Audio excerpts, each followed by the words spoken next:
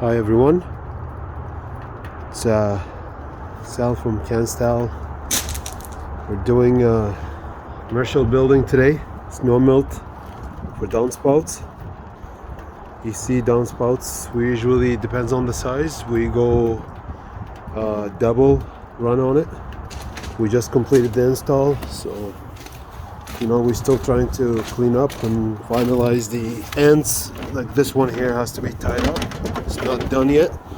We just fixed the cables, and it's gonna be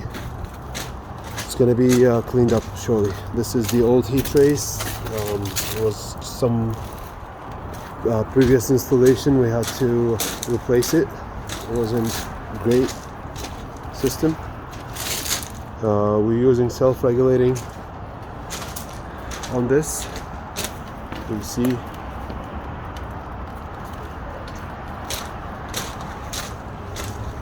self-regulating 5 watt per foot.